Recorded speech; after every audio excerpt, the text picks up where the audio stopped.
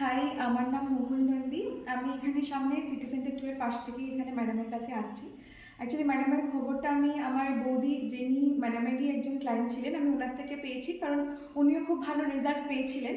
তো সেই আমাকে রিকমেন্ড করে যে ম্যাডামকে দেখানোর জন্যে। আর প্লাস আমার বাড়ির কাছাকাছিও আছে, যদিও আমি জানতাম না কাছাকাছি হয়েও, তাও আমি রেফারেন্সে এসেছি।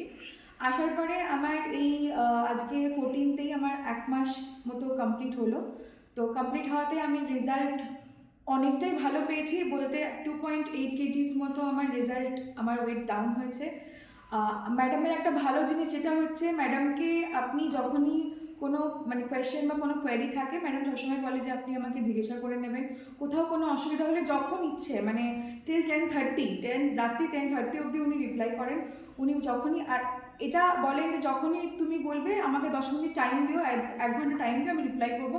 বাট একদমই উনি টাইম নেয় না, আমার মনে হয় উনি টাইম নেয় না। আমি সঙ্গে সঙ্গেই ক্লায়েন্টের ইম্পর্টেন্সটা বুঝে উনি সঙ্গে সঙ্গেই রিপ্লাই করে। আর ওইভাবে প্রসেস করেও আমি আমি একটা ব্যাংকার, তো ব্যাংকারদের লাইফটা ভীষণই টাফ। আমাদের খাওয়া দাওয়ার টাইমটা সেরকমভাবে অসুবিধা হয়, ডিস্টার্ব থাকে। তো ওই জন্যে ম্যাডাম আমাকে যেভাবে দিয়েছে, প্রথম একটু অসুবিধা হয়েছিল, আবার টাইমটা সেভাবে হ্যাবিট করার পরে এখন দেখছি নিজের লাইফস্টাইলটা অনেকটা চেঞ্জ হয়েছে। প্লাস আমার এনার্জি আগের থেকে অনেকটা বেড়েছে। আমার নিজেকে দেখে ভালো লাগছে যে আমার ওয়েট লুজ হচ্ছে, বা আমি ভালো লাগছে, আমি গ্লো করছি। যেরকম আমি আজও দেখছেন আমি সেজে গুজে এসেছি। আগে রিসেন্টলি এরকম লাগতো না যে আমি সাজুগুজু করবো বা আমাকে সাজলে ভালো লাগবে না। বাট যাই হোক, এই জিনিসটা আজকে আমার এসেছে যে আমাকে সাজলেও ভালো লাগবে, যেরকম আগে ছিলাম। তো এখন আবার সেই জিনিসটা আমি রিভাইভ করছি আমার নিজের মধ্যে। সবে 1 মাস হয়েছে। হোপ আমি ম্যাডামের এখান থেকে পুরো একদম ফুল অ্যান্ড ফাইনাল রেজাল্ট নিয়ে তবেই আমি এখান থেকে যাব।